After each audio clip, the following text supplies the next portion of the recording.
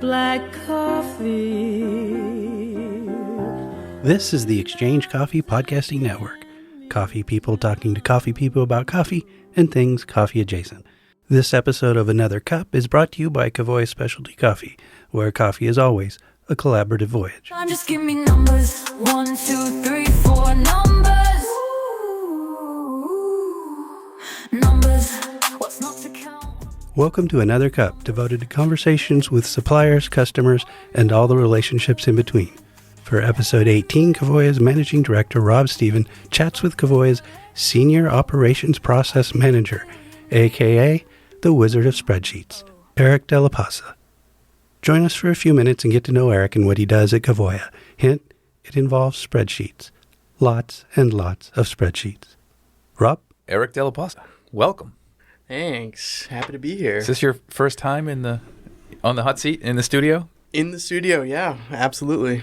So what do you do here at Covoya? That's a big question. Well, start with your title. Yeah. So my title is Senior Operations Process Manager. That's a mouthful. It is, and it means a lot of different things. What it kind of boils down to is that I do a lot of data work, so a lot of Excel, Power BI, kind of just in the weeds. But really, what I get to do is float around the business and do a little bit of everything.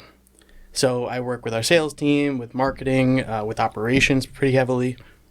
So yeah, I get to float around and really just get to know a little bit about everything. And I help everyone else kind of coalesce, and I get to be the connector for different parts of the business. You know, you go home at the end of the day and you're like, today was a good day. If that happens, like if you're feeling that way, what kind of things did you do? Oh, I mean, it's always the cool stuff, right? You know, one big part of my job is just learning. So learning more about the coffee industry, about how the business works, but also learning how to use the tools that we have available. So with Power BI, with Excel, it's always fulfilling to me when I say, okay, this is the challenge. This is what I need to kind of put together. This is what's being asked. And then getting to that final point of, okay, all the formulas work, all the math, I'm 99.9% on, you know? I like 100, but okay. Right. Yeah, 100 is great, but you know, it's always room. You know, when everything just works, and I know that I did it right, and I know that somewhere in the business, it's improving some bit or piece, just like someone's workflow, just general quality of life. Okay, so you to get to the place where you are now must have walked an interesting path. So let's figure that out. Oh yeah. So born and raised where? Yeah, I'm a good old Rhode Island boy. Mm-hmm. Born and raised in Rhode Island, University of Rhode Island for business, international business. And you know, one day I looked up and I was like, "Hey, I'm doing international business." So that was pretty fulfilling. Yeah. So I know that you've had a couple of jobs before here, and one in particular I'm hoping you'll talk about. But tell us what you did before. Yeah, I don't know where that's leading.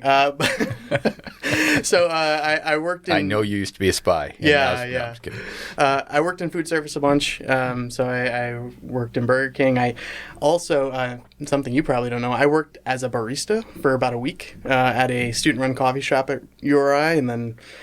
You know, as student-run things go, it wasn't great. So I digress. But yeah, so after college, I started in the travel industry. I worked for a guided tour company as a competitive intelligence analyst, so kind of just comparing tours. And then after that, I went and worked at a morally gray area of ticket scalping as a data analyst until... Let's clarify scalping, because to me, scalping is the guy standing out front going, I got tickets. Hey, I got tickets. Right. So, I mean, it was definitely next level. So we had a team of buyers. It's... You know, there's certain parallels to coffee where, like, you're buying and you're selling. But we did that on a large scale with concert tickets, sports tickets, the whole thing. It was really interesting to learn the industry, but there's always like I want to go to that show. I'm not going to spend 3 times face value. And then, you know, COVID hit, and now I'm here. So that's how the path went. I feel like we rescued you from going down a dark path. So. Yeah, you can definitely say that. Yeah, and then obviously here I've kind of come a long way. I started as an e-commerce analyst, and then my role just expanded, and now I get to do all the cool stuff. I know that the traders really enjoy working with you, and it's because, I mean, the way I see it is that you're the key between them being, first of all, organized, like having all their data, but even more than that, giving them insight. With almost 1,000 customers and all these coffees that we do and all the contracts we do, the data sets get really, really large and they get unwieldy. And it's the kind of thing where if you're trying to do something good for your customer, one of those things is to be on top of what their coffee position is, and then so you can assess needs and anticipate and give insight. And if you're tracking down all that stuff, so one of the things that you're here for is to help people put that together. So Right. I guess if you could talk through a little bit of your experience with that and what that's been like for you. The coffee industry is complicated and has a lot of fine detail. That has been one of my greatest learnings in this role. So, I remember when I first started as an e-commerce analyst, it was very much focused on web and, kind of Google Analytics of just like how many people are seeing our website. But when I really got into the operations side of it, seeing, okay, well, these are all the different moving parts of a contract, right? Seeing, because like within a lot of the data that we have, you can see how coffee gets delivered and where it gets delivered. And, there's just so many different layers to it that if one piece is missing, it can throw you off. Mm-hmm. So data quality and making sure that all the T's are crossed, I's are dotted, that is a huge, huge piece of the job. From my side, we're in this crazy moment right now, end of July 2025, where tariffs are not only a part of our everyday life, but the uncertainty of tariffs are huge. Right. Every day we're in an environment where we don't know what the rate's going to be and when it's going to hit and which countries will be affected. And so you need to be able to move quick.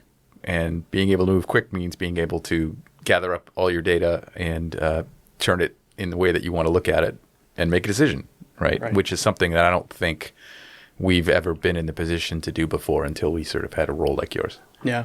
I mean, I think in our business, the democratization of our data is just like it's without that, it's going to make our jobs nearly impossible. So making sure everyone has access to what they need when they need it, and that way they can make appropriate decisions for, whatever's coming next. Yeah, that's an interesting point you bring up, which is democratization of data. Like, not to say back in my day, but in the traditional trading mentality has been information silos, right? So a trader sort of owns their book, and one of the things they do is sort of keep it secret, keep as much of it in their own head as possible, right?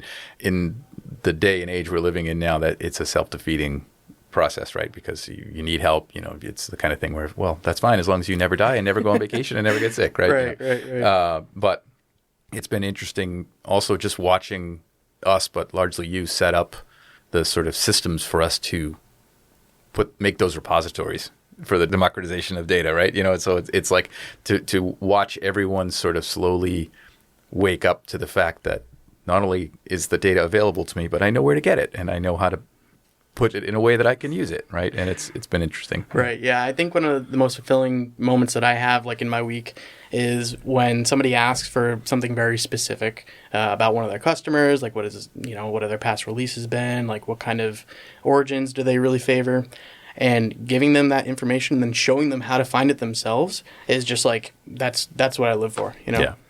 Yeah. I mean, because, we have these primary trader relationships where the trader knows that like the back of their hand. Right. And then you've got maybe a new customer or one that doesn't check in all that much, and being able to have that stuff at your fingertips is super important. So I'll ask you, what is the most either interesting or insightful thing that you've learned at Covoya so far? Oh, man, that's a tough one.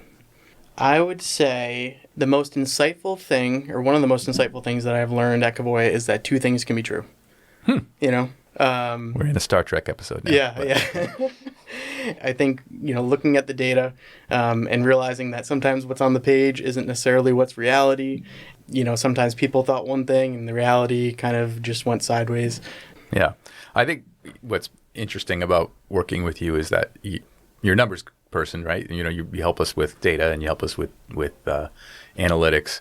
But I think what's really been a journey that you and I have been on is where is our gut in this, right? So it's like, okay, these are the numbers. How do you feel about that? Right? Do those feel right? And how do those numbers make you feel, right? Totally. And I've enjoyed our conversations on that because it's for both of us. I think we've learned a lot. Oh, absolutely. I think for what it is, the commodities generally, from my understanding, are still very, as far as tech goes, they're still finding their footing in a lot of ways. Like there's still faxes that go back and forth. Looking at the data and saying, okay, does that look right? Like you have to do that, especially when you're dealing with people sending faxes and, things written on paper and just there's room for error. Yeah. Yeah, I mean, it's hilarious to think about that there are. I know you're right that there are people who are still using faxes. We don't have a fax machine, and in this office, which we've been in 6.5 years, we have never had one, right? Right. And I just don't know how people are doing that these days. But Yeah. that's funny. I'm going to switch gears on you. Sure. So, what do you do for fun? This summer, I changed with the seasons. I've been really big into gardening this year. Tomato plants, peppers, the whole thing. And that's really been like I come home at night, I water my plants, and I just hang out. Aside from that, I love going golfing. I have a wife and a dog and a tiny apartment.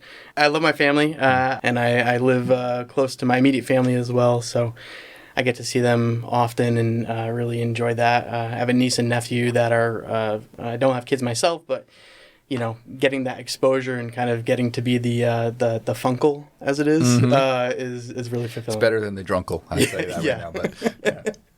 But yeah, those are the big things. Yeah. You have been working with the team. Talk a little bit about that, like the relationships you've made here. So I started here in 2020, and that was I was definitely more, I don't know, just fresh in my career, as it were. Like I was still kind of getting into the business world of it all. And one thing I prioritized from the get-go was really just like having one-on-ones with people and just creating that relationship. And doing that from the start has just paid off tenfold. Just having that camaraderie and the casual nature of just conversation, it just breaks down barriers and it makes you accessible to people. And I know there's probably differing opinions on that. Some people don't want to be accessible, but I think for where I sit, that is a necessity. Yeah. It also helps that the people that we work with are great people. Yeah. I think that we've built a really great team here, and it's kind of evolved over time, but it's always maintained like a high level of, high standard, and I think that's been great. Yeah. So do you have a sort of North Star where you're trying to head with your career and making us all smarter? Oh, yeah. Where I want to be with my career is definitely evolving over time. I really enjoy what I do. I think that going into the data is really entertaining and fulfilling when I figure out a problem, and there's so many rewarding pieces of my role that, I can see further down the line kind of getting deeper into that and really big data, as it were, quote unquote, big datafying our industry. I think that's really where I want to kind of dive into more. If you were able to talk to our customers, which is exactly what you're doing right now. Hey. And you were to talk about making or resourcing data analysis as a priority, what would your pitch for that be? Oh, resourcing data analysis as a priority. So like a roaster has a finite number of budget dollars, and they're trying to make decisions what to do with it.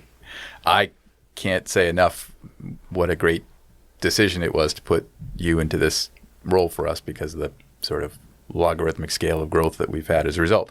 But I want to hear you pitch it. So. Sure. Well, I think it all boils down to your bottom line, right? Yeah. If you are not paying attention to the numbers are going to run away on you. And I think that is absolutely what happens, and you need to be able to put in as much attention to it as possible. So things like direct costs and lead times and how long inventory is sitting, and what are you forecasting for sales in the next quarter? I think those are all things where you can kind of take a guess, but the devil's in the details. Where if you miss one little piece, that could have been the difference between having a profitable month and kind of having an amazing month, right? So that's where I would pitch it. All right. You've been here since 2020. Yeah. What's what's the most exciting thing that you've worked on, and what's the most exciting thing you're working on now?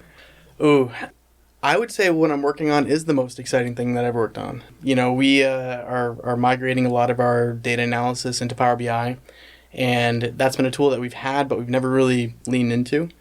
So since we've started doing that, I feel like the way I've oriented myself in the business and my past experience has just allowed me to just fly. I'm tech inclined, so I can kind of pick it up. But the fact that we're having these dashboards now that are usable and that they're extra tools for traders, and again, democratizing the data, that is just 100% what makes my week. Well, I can say that I walk by your desk every day, and between the extra monitors you have that nobody else has and the way that they're oriented and the crazy stuff that's on the screens, I often wonder if you're piloting a drone somewhere overseas. But it's awesome working with you, and it was great to spend a little time getting to know you. Great. So thanks, Erik. Guys. Yeah. Thanks. Just give me numbers. 1, 2, 3, 4 numbers. Numbers. What's not to count? You've been listening to episode 18 of Another Cup with Rob Stephen and Erik Della, produced by me, Mike Ferguson. Our theme music for this episode is Numbers by Shelley Evans. If you enjoy this or any show on the Exchange Coffee Podcasting Network, please consider leaving a review, and please subscribe if you haven't already, and tell people about us. You'll find a link to our listener survey in the show notes. Please take the survey. And remember 2 things. 1, you can email us at theexchange@covoya.com.